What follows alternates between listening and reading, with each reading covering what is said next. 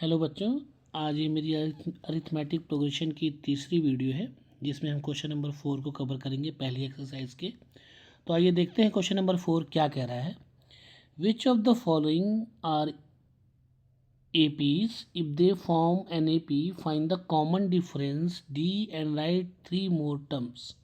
अच्छा, नीचे दिए गए जो टर्म्स हैं उनमें कौन सी AP में है? अगर AP में है तो कॉमन डिफरेंस फाइंड करिए और नेक्स्ट 3 टर्म्स भी फाइंड करिए। तो आइए सॉल्व करते हैं, देखते हैं इसके सॉल्व करने का तरीका क्या है। सोल्यूशन, अब आइए A1 हम मान लेते हैं हमारा 2 है, A2 हम मान लेते हैं हमारा 4 है, और A3 हम मान लेते हैं हमारा 8 है, और A4 हम मान लेते हैं हमारा 16 है। अब D के लिए क्या होता है कि नेक्स्ट टर्म में से प्रीसीडिंग टर्म को माइनस करना होता है। तो A3 minus A2, A4 minus A3। अगर ये सारी वैल्यू बराबर होंगी तभी जाके आंसर सेम होगा। तो देखो A2 4 लिखा है, A1 2, A3 8 लिखा है, A2 4, A4 16 लिखा है, A3 8। सब्ट्रैक्ट करिए तो 4 में से 2 सब्ट्रैक्ट हुआ 2, 8 में से 4 सब्ट्रैक्ट हुआ 4, 16 में से 8 सब्ट्रैक्ट हुआ तो 8। क्या ये आपस में इक्वल है? नहीं। तो इसका मतलब यहाँ पे जो D है वो कांस्टेंट नहीं है। अगर कॉमन डिफरेंस कांस्टेंट नहीं होता है तो वो सीरीज़ कभी भी AP में नहीं होती है। तो this is not in AP। इतनी बात क्लियर हो गई बेटा? अच्छा जी, यहाँ पे आइए, यहाँ पे भी सेम तरीका। क्या? फर्स्ट टर्म हमारा क्या हो गया 2, सेकेंड टर्म हमारा क्या हो गया 5/2, थर्ड टर्म हमारा क्या हो गया 3, फोर्थ टर्म हमारा क्या हो गया 7/2। अब यहाँ पे क्या करेंगे, D के लिए हम A2 minus A1, A3 minus A2 और A4 माइनस A3। तो A2 हमारा क्या है, ध्यान से देखो 5/2, और A1 क्या है 2, A3 है हमारा 3 और A2 है हमारा 5/2, A4 है हमारा 7/2 और A3 है हमारा 3। तो सॉल्व करते हैं बेटा। ये देखो, तो इसका क्रॉस मल्टीप्लाई इसमें करो तो 2 2 जा 4, तो 5 माइनस 4 डिवाइडेड बाई 2। इसका 3 2 जा 6, 6 माइनस 5 डिवाइडेड बाई 2। इसका 3 2 जा 6, 7 माइनस 6 डिवाइड बाई 2। तो यहाँ से देखो ध्यान से, तो D इक्वल्स टू यहाँ भी 1/2, यहाँ भी 1/2, यहाँ भी 1/2। ठीक है, तो ये हमारा D अगर कांस्टेंट है तो किस में हो जाएगा, AP में। और अगर AP में हो गया तो फोर्थ टर्म तक तुम्हें पता है, तो फिफ्थ टर्म क्या हो जाएगा, फोर्थ टर्म में 1/2 ऐड कर दो। तो 7/2 में 1/2 ऐड करोगे तो कितना हो जाएगा 8/2, जो कि कितना हो जाएगा 4। ये हो जाएगा फिफ्थ टर्म। सिक्स टर्म के लिए क्या करोगे, इसमें 1/2 ऐड कर दो फिफ्थ टर्म में। तो फिफ्थ टर्म में 1 ऐड करोगे तो क्या हो जाएगा 5/2, 4 2 8 9/2, सॉरी 9/2। ठीक है, तो ऐसे ही इसकी अगली सीरीज भी निकल जाएगी। सिक्स टर्म में 1/2 ऐड कर दो तो ये कितना हो जाएगा 5। ठीक है, क्लियर है? अब आइए देखते हैं इसका। यहाँ पे A1 हमारा क्या है 1.2, A2 हमारा क्या है माइनस का 3.2, A3 क्या है माइनस का 5.2, A4 क्या है माइनस का 7.2। ठीक है, तो D इक्वल्स टू हो जाएगा A2 minus A1, A3 minus A2, A4 minus A3। तो D इक्वल्स टू A2 कितना दिया है -3.2, माइनस A1 है, तो A1 हमारा क्या था, ध्यान देखो माइनस का 1.2 था, तो -1.2। A3 हमारा कितना, ध्यान से देखो तो -5.2, और A2 की वैल्यू क्या रखोगे, देखो माइनस का 3.2। A4 कितना है, ध्यान से देखो तो माइनस का 7.2, और A3 कितना है माइनस का 5.2। ठीक है, सब्ट्रैक्ट करते हैं, ध्यान से देखिएगा। तो ये देखिए -3.2 और ये माइनस माइनस प्लस हो जाएगा 1.2, यहाँ भी -5.2, ये माइनस माइनस प्लस हो जाएगा 3.2, यहाँ देखिए -7.2, ये माइनस माइनस प्लस हो जाएगा 5.2।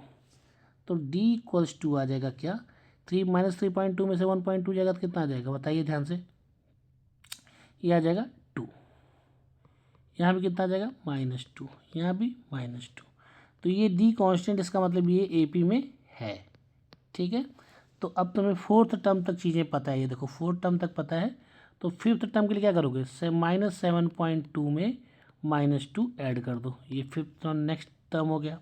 इससे नेक्स्ट टर्म, इसमें फिर -2, इसको सॉल्व कर लो पहले, तब बताओ। सॉल्व करके इसको आएगा क्या, ये आ जाएगा -2, इसमें ऐड करोगे तो -9.2। ये हो जाएगा कौन सा term, fifth term. Six term क्या करोगे, फिफ्थ टर्म जो 9.2 था, फिर उसमें -2 ऐड कर दो, तो कितना हो जाएगा -11.2। सेवन्थ टर्म क्या हो जाएगा, -11.2 में -2 ऐड कर दो, तो कितना हो गया -13.2। तो ये आपके नेक्स्ट 3 टर्म, फिफ्थ, सिक्स और सेवन्थ टर्म कैलकुलेट हो गए। क्लियर है, जिसमें फिफ्थ टर्म की वैल्यू ये है, सिक्स टर्म की वैल्यू ये है और सेवन्थ टर्म की वैल्यू ये है। क्लियर है। इस क्वेश्चन में आइए फोर्थ पार्ट में देखते हैं। A1 हमारा है कितना -10, A2 हमारा कितना -4, A3 हमारा कितना -2 और A4 हमारा कितना है 2। डी कैलकुलेट करते हैं, तो A2 - A1, A3 - A2, A4 - A3। तो A2 की वैल्यू कितनी है -4, -A1 की वैल्यू कितनी है -10। याद रहे माइनस के आगे अगर माइनस हो तो इसको ब्रैकेट में लिखते हैं। A3 कितना है -2, माइनस ऑफ A2, A2 बताओ कितना है -4, A4 की वैल्यू बताओ कितनी है 2, फिर -A3 की वैल्यू कितनी है -2। सॉल्व करते हैं, तो -4, ये माइनस माइनस प्लस हो जाएगा 10, -2, माइनस माइनस प्लस हो जाएगा 4, माइनस माइनस प्लस हो जाएगा। तो यहाँ से देखिए 10 में से 4 गया तो प्लस का 6, 4 में से 2 गया तो 2 और 2 2 4, क्या ये सेम है, ये सेम नहीं है, तो इसका मतलब this is not in AP। बात समझ में आ रही है बेटा, क्लियर है। यहाँ पे देखिएगा अब यहाँ पे साफ दिख रहा है कि इन दोनों में कितना ऐड हुआ है √2, इन दोनों में भी कितना ऐड हुआ है √2, ये था तो √2 इसमें ऐड हुआ होगा, तभी तो 2√2 हुआ होगा। देखो यहाँ 1√2 है, √2 ऐड करोगे तो 2√2, 2√2 था, √2 ऐड किए तो 3√2, मतलब इसमें भी क्या ऐड हुआ है √2। यानी इन सब में जो डी है हमारा वो √2 सेम है, तो इसका मतलब दिस इज इन AP। अगर ये AP में है तो क्वेश्चन में ये भी कहा है कि नेक्स्ट टर्म बताइए क्या होगा, तो ये बताए first term, second term, third term. ठीक है, तो थर्ड टर्म हमको दिया है, तो फोर्थ टर्म क्या हो जाएगा, थर्ड टर्म में √2 ऐड कर देंगे। थर्ड टर्म क्या था हमारा बताइए, अच्छा जी ये first, second, third, fourth term है ये, तो फोर्थ टर्म में थर्ड टर्म में ऐड करोगे, सॉरी ये आपका first term, second term, third term, fourth term, तुमको फिफ्थ टर्म पता चलेगा। फिफ्थ टर्म हमारा कितना हो जाएगा, फोर्थ टर्म में √2 ऐड कर देंगे, तो 3 + 3√2 में √2 ऐड करोगे तो कितना आ जाएगा 3 + 4√2। उसी तरह सिक्स टर्म के लिए क्या करोगे, फिफ्थ टर्म में √2 ऐड करोगे, तो फिफ्थ टर्म कितना है आपका, ये है 3 + 4√2, और इसमें जब √2 ऐड करोगे तो यही टर्म हो जाएगा 3 + 5√2। क्लियर है। सेवन्थ टर्म के लिए क्या करोगे, सिक्स टर्म में √2 ऐड कर दोगे, तो सिक्स टर्म क्या है 3 + 5√2, इसमें √2 ऐड करोगे तो हो जाएगा 3 + 6√2। यानी जो नेक्स्ट टर्म है वो आपको क्या मिले, आपको नेक्स्ट टर्म मिले 3 + 4√2, 3 + 5√2, 3 + 6√2, ये हमको नेक्स्ट टर्म मिले। क्लियर है। अब आते हैं इस क्वेश्चन पे, देखिए यहाँ पे A1 हमको कितना है 0.2, A2 कितना है 0.22, A3 कितना है 0.222। आइए डी कैलकुलेट करते हैं, तो A2 - A1 = A3 - A2, तो डी हो जाएगा A2 है हमारा 0.22 - 0.2, A3 है 0.22 - 0.22, तो ये हो जाएगा D = क्या हो जाएगा 0.02, ये हो जाएगा 0.002, सेम नहीं है तो this is not in AP, not in AP। Clear है बेटा। अच्छा जी, इसका नेक्स्ट पार्ट देखते हैं। नेक्स्ट पार्ट में क्या कह रहा है, यहाँ पे भी देखिए तो फर्स्ट टर्म क्या है 0, सेकंड टर्म क्या है -4, थर्ड टर्म -8, फोर्थ टर्म क्या है -12। तो अगर डी यहाँ पे कैलकुलेट करें तो डी इक्वल्स टू क्या है A2 - A1, A3 - A2 और A4 - A3, यही उसका डी होगा। तो डी जब कैलकुलेट करेंगे तो डी इक्वल्स टू A2 हमारा कितना है -4, A1 कितना है 0, A3 है -8, दिस इज -4, A4 है -12, A3 है -8। तो ये हो जाएगा हमारा -4 और -8, ये माइनस माइनस प्लस हो गया +4, ये -12 माइनस माइनस प्लस होगा। तो यहाँ से देखो हर जगह जो डी आ रहा है वो कितना आ रहा है -4। इसका मतलब किस में हो गया, दिस इज इन AP। ठीक है, अब इसका फोर्थ टर्म पता है तो आप फिफ्थ टर्म बड़े आराम से निकाल सकते हो। फिफ्थ टर्म क्या हो जाएगा, fourth term plus D. Fourth term कितना है -12 और डी कितना है बताइए, डी हमारा आया है, ये देखिए डी आया है, डी कितना है -4। तो इसमें प्लस डी की जगह -4 करोगे तो कितना आ जाएगा -16। अब इसमें -4 ऐड करोगे तो कितना हो जाएगा -20। इसमें -4 ऐड करोगे तो कितना हो जाएगा -24।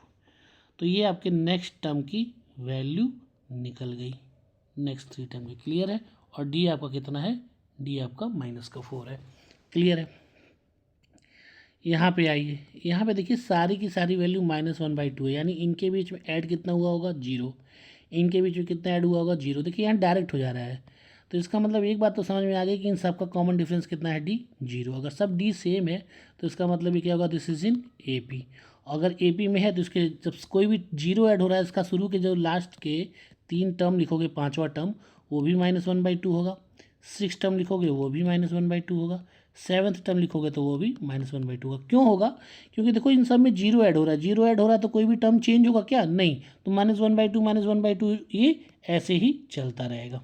क्लियर है। नाइन्थ टर्म देखो ध्यान से, नाइन्थ टर्म की अगर मैं बात करता हूँ तो यहाँ पे हमारा फर्स्ट टर्म कितना है 1, ये हमारा सेकंड टर्म कितना है 3, थर्ड टर्म कितना है हमारा 9 और फोर्थ टर्म हमारा कितना है 27। अब डी निकालने की कोशिश करो तो डी का फॉर्मूला मैंने आपको बता ही रखा है, A2 - A1, A3 - A2 और A4 - A3। ये सेम आना चाहिए तभी वो AP में होगा। तो A2 हमारा कितना है 3, A1 कितना है 1, A3 कितना है हमारा 9, A2 कितना है 3, A4 कितना है 27, A3 कितना है 9। अब सब्ट्रैक्ट करो तो 3 में से 1 गया 2, 9 में से 3 गया 6, 27 में से 9 गया 18। क्या ये सेम है, नहीं। तो ये कांस्टेंट नहीं है, D is not equals to constant. अगर D कांस्टेंट नहीं है तो मैं कह सकता हूँ this is not in AP। ये तो बात आपको समझ में आ गई। ठीक है, नेक्स्ट क्वेश्चन देखिए। तो यहाँ पे A1 हमारा कितना हो गया A, A2 हमारा हो गया 2A, A3 हमारा कितना हो गया 3A, A4 हमारा कितना हो गया 4A। अब यहाँ पे ध्यान से देखो, अगर D equal to A2 - A1, A3 - A2 और A4 - A3 अगर मैं करता भी हूँ तो यहाँ पे A2 हमारा 2A है, A1 A है, A3 हमारा 3A है, A2 हमारा 2A है, A4 हमारा 4A है और A3 हमारा 3 है। तो यहाँ देखो 2A में से गया A, 3A में से 2A गया A, 4A में से 3A गया A, यानी ये कांस्टेंट है D हमारा। अगर D हमारा कांस्टेंट है तो मैं कह सकता हूँ this is in AP। Clear है। तो बड़े अब आराम से देखो, थर्ड टर्म तुम्हारा 3A था, फोर्थ टर्म 4A था, सेकंड टर्म 2A था, फर्स्ट टर्म ही था। तो इसके जो नेक्स्ट टर्म होंगे फिफ्थ टर्म वो क्या हो जाएगा 5A, सिक्स टर्म क्या हो जाएगा 6 टर्म हो जाएगा 6A और सेवन्थ टर्म क्या हो जाएगा 7A। कैसे पता चला, देखो फोर्थ टर्म में A ऐड करोगे क्योंकि एक कॉमन डिफरेंस क्या आया, कॉमन डिफरेंस A आया ना बेटा। तो फोर्थ टर्म में जब कॉमन डिफरेंस A ऐड करोगे तो 4A में A ऐड करोगे तो 5A, 5A में A ऐड करोगे तो 6A, 6A में A ऐड करोगे तो 7A। ठीक है, तो दिस इज द आंसर। अब यहाँ देखो, यहाँ अगर D मैं निकालूँ डायरेक्ट तो आगे वाले टर्म में से पीछे वाला टर्म माइनस करते हैं A² - A, इसमें से ये माइनस करते हैं A³ - A², इसमें इसमें से ये माइनस करते हैं तो A4 माइनस A3। अब यहाँ क्या होगा कि देखो ये सब सेम नहीं है, क्योंकि यहाँ स्क्वायर में से सिंगल पावर वाला सब्ट्रैक्ट हो रहा है, इसमें क्यूब में से स्क्वायर वाला पावर सब्ट्रैक्ट हो रहा है, इसमें पावर 4 से पावर 3 वाला सब्ट्रैक्ट हो रहा है। तो यहाँ पे D कांस्टेंट है ही नहीं, और D अगर कांस्टेंट नहीं है तो हम बड़े आराम से कह सकते हैं कि ये हमारा AP में नहीं है बेटा। तो this is not in AP। कितनी अच्छी बात है ना, यहाँ पे आंसर तुरंत निकल गया, मेहनत ही करने की जरूरत नहीं पड़ी। अब इस पार्ट में आ जाइए। A1 हमारा कितना है, √2 है, और A2 जो यहाँ थोड़ा ध्यान देने वाली बात है बेटा, √8 है, तो √8 को क्या मैं √8 को 4 इंटू 2 लिख सकता हूँ? हाँ जी लिख सकते हैं। और 4 किसका स्क्वायर होता है, 2 का, तो 2 बाहर आ जाएगा, 2√2 हो गया। सिमिलरली अगर मैं देखूँ A3 तो वो क्या होगा, √18। √18 को क्या लिख सकते हो, 9 इंटू 2, तो 9 का क्या बाहर आ जाएगा, 3√2। अब A4 देखूँ तो वो क्या होगा, √32। √32 को देखूँ तो ये 16 इंटू 2 होगा, उसका क्या बाहर आ जाएगा, 4√2। तो अब मैं ध्यान से देखूँ, ये √2 था फर्स्ट टर्म, देखो ध्यान से, ठीक है, और सेकंड टर्म क्या हो गया, 2√2, थर्ड टर्म क्या हो गया, 3√2, फोर्थ टर्म क्या हो गया, 4√2। मतलब हर टर्म में √2 ऐड हो रहा है। ध्यान से देखो कि अगर मैं D निकालने की कोशिश करूँ तो सेकंड टर्म में से फर्स्ट टर्म माइनस करूँगा, यानी 2√2 में से √2 माइनस करूँगा, और थर्ड टर्म में से सेकंड टर्म माइनस करूँगा। तो थर्ड टर्म क्या है, 3√2, और सेकंड टर्म क्या है, 2√2, और यहाँ फोर्थ टर्म में से थर्ड टर्म माइनस करने को कहूँगा। अगर ये सब सेम आ गया तब तो ये AP में था। तो देखो 2√2 में से 1√2 जाएगा तो √2 आएगा, 3√2 में से 2√2 जाएगा तो तभी 1√2 आएगा, 4√2 में से 3√2 जाएगा तभी 1। अब यहाँ देखो D सेम है, यानी D क्या है, कांस्टेंट है। अगर D कांस्टेंट है तो मैं कह सकता हूँ दिस इज इन AP। बात समझ में आ रही है? और अगर ये AP में है तो फोर्थ टर्म 4√2 है, तो फिफ्थ टर्म क्या हो जाएगा, फोर्थ टर्म में √2 ऐड कर दोगे, कॉमन डिफरेंस ऐड करते हैं। कॉमन डिफरेंस क्या है, कॉमन डिफरेंस हमारा √2 है, तो ऐड कर देंगे, क्या हो जाएगा, 5√2। सिमिलरली सिक्स टर्म क्या हो जाएगा, इसमें √2 ऐड कर देना, 5√2 में √2 ऐड करोगे तो 6√2। और सेवन्थ टर्म के लिए इसमें √2 ऐड करोगे तो 6√2 में √2 ऐड करोगे तो क्या हो जाएगा, 7√2। तो ये नेक्स्ट 3 टर्म आपके निकल गए, ये हो गया आंसर। ठीक है जी, बात समझ में आ रही है? यहाँ पे देखिएगा, फर्स्ट टर्म क्या है, √3, और A2 क्या है, √6। √6 परफेक्ट स्क्वायर नहीं है तो ये रूट के अंदर ही रहेगा। थर्ड टर्म वो क्या है, √9, जिसको हम क्या लिख सकते हैं, किसका स्क्वायर होता है, 3 का। फोर्थ टर्म लिखा है हमारा कि क्या है, √12। 12 को हम लिख सकते हैं 4 इंटू 3, 4 किसका होता है, 2√3। अब अगर आप D निकाल के देखो तो सेकंड टर्म में से फर्स्ट टर्म सब्ट्रैक्ट करोगे, यानी √6 माइनस √3। तो ये दोनों सब्ट्रैक्ट नहीं होगा क्योंकि रूट के अंदर क्वांटिटी क्या है, डिफरेंट है। थर्ड टर्म क्या है, 3, उसमें से सेकंड टर्म माइनस करोगे तो क्या आएगा, 3√6। फोर्थ टर्म क्या है, 2√3, उसमें से थर्ड टर्म माइनस करोगे तो क्या आ जाएगा, 3। यही तो होता है कि A2 minus A1 equals to A3 minus A2 equals to A4 minus A3। अगर ये सब सेम होगा तभी AP में होगा, तो ये दोनों आपस में इक्वल नहीं है, क्योंकि 3 में से √6 माइनस नहीं होगा, इसमें से ये माइनस नहीं होगा। तो मतलब इसका कहने का मतलब है कि D यहाँ पे कांस्टेंट नहीं है। अगर D कांस्टेंट नहीं है तो this is not in AP। बात क्लियर में समझ में आ रही है कि नहीं आ रही है? पक्का? ओके जी। यहाँ देखते हैं, ध्यान से देखना मेरे भाई। A1 हमारा क्या है, 1 का स्क्वायर 1, A2 है 3 का स्क्वायर, जिसको क्या लिख सकते हैं, 9, A3 हमारा है 5 का स्क्वायर, जिसको हम लिख सकते हैं 25, A4 जो हमारा है वो 7 का स्क्वायर, इसको हम क्या लिख सकते हैं, 49। अब अगर D निकालने चले, A2 minus A1, A3 minus A2, A4 minus A3। तो A2 हमारा कितना है, ध्यान से देखो 9, A1 कितना है 1, A3 कितना है 25, A2 कितना है 9, A4 कितना है 49, A3 कितना है 25। 9 में से 1 सब्ट्रैक्ट हुआ तो 8, 25 में से 9 सब्ट्रैक्ट हुआ तो 16, यहाँ से ये सब्ट्रैक्ट हुआ तो 24। क्या ये इक्वल है? नहीं है। तो D अगर कांस्टेंट नहीं है तो इसका कहने का मतलब हुआ कि this is not in AP। मेरी बात समझ में आ रही है कि नहीं आ रही है? अब आइए यहाँ पे, यहाँ पे फर्स्ट टर्म 1 का स्क्वायर 1 हो जाएगा, सेकेंड टर्म का स्क्वायर है किसका 5 का स्क्वायर, तो 5 का स्क्वायर क्या हो जाएगा 25, और A3 क्या है 7 का स्क्वायर, तो कितना हो जाएगा 49, और A4 कितना दिया है 73। बात समझिएगा बेटा। तो आइए डी कैलकुलेट करते हैं। डी क्या हो जाएगा A2 minus A1, A3 minus A2 और A4 माइनस A3। तो D इक्वल्स टू A2 हमारा कितना है भैया 25, A1 कितना है 1, A3 कितना है 49, A2 कितना है 25 और A4 कितना है 73 और A3 कितना है 49। सब्ट्रैक्ट करते हैं सबको, ठीक है, देखते हैं क्या आता है। 25 1 सब्ट्रैक्ट हुआ तो 24, इसमें सब्ट्रैक्ट हुआ 24, इसमें से भी सब्ट्रैक्ट हुआ तो 24। इसका मतलब जो डी आ रहा है वो एक कांस्टेंट वैल्यू आ रही है, इसका मतलब this is in AP, this is in AP.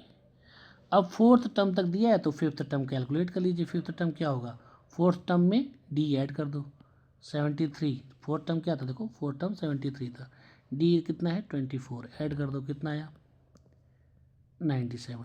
Six term के लिए क्या करोगे, फिफ्थ टर्म में डी ऐड कर दो, फिफ्थ टर्म कितना है 97, उसमें 24 ऐड कर दो तो कितना हो जाएगा 121। A7 कितना हो जाएगा, सिक्स टर्म में 24 ऐड कर दो तो कितना हो जाएगा 145। ये आपके नेक्स्ट 3 टर्म हो गए। अगर आपको वीडियो अच्छी लग रही है तो प्लीज़ शेयर एंड सब्सक्राइब करिए, और इस तरह आपका एक्सरसाइज 5.1 पूरी तरह क्या हो चुका है फिनिश। Thank you.